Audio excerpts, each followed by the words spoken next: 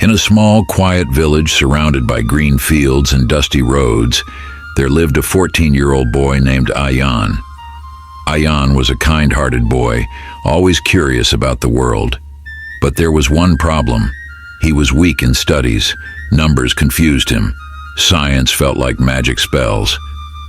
And whenever the teacher spoke of sets, unions, and intersections, Ayan's head spun like a top.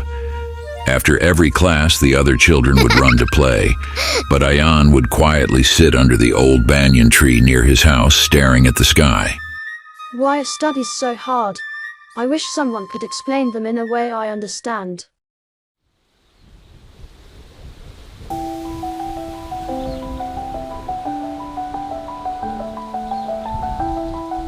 One evening, while helping his grandfather clean the attic, Ayan found a strange old book. Its cover was dusty, with golden letters shining faintly. As he opened it, a swirl of light surrounded him. The pages flipped on their own. Before Ayan could blink, a beam of light pulled him in. Ayan opened his eyes and found himself in a beautiful, peaceful meadow. Tall trees danced in the wind and birds chirped softly. Under a grand old tree, an elderly man with kind eyes sat, drawing circles in the sand. Ah, you must be Ayan.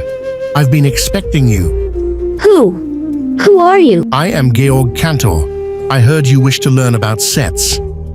The great mathematician? The one from my book? The same. Now come sit.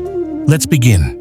They both sat under the shade of the tree, with the sun setting gently behind the hills. Ayan, do you know what a set is? A set is a collection of well-defined and distinct objects called elements. Like a group of anything? Stones? Toys?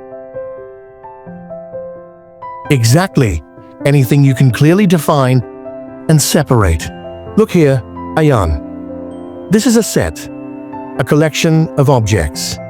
These stones are elements of the set. Let's call this set A, and this is set B. So, a set is just a group of things? Yes, but remember, the elements must be distinct and clearly defined. You can't have things I like unless you list them properly. Well-defined and distinct objects? What does that mean? It means we know exactly what belongs in the set. For example, set A equals apples, bananas, mangoes.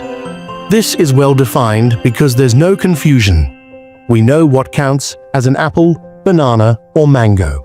And distinct means the items must be different from each other. No repeats.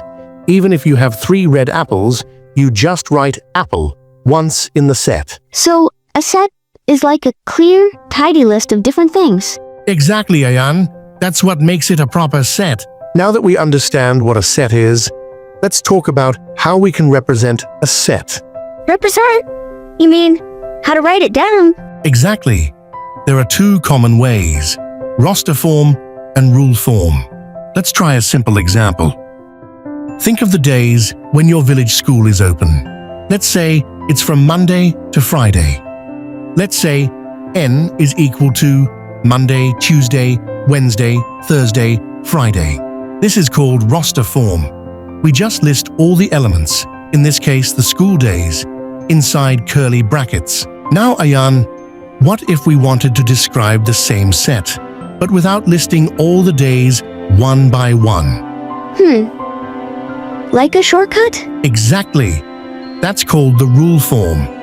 We describe the rule that all the elements follow. Let's try this.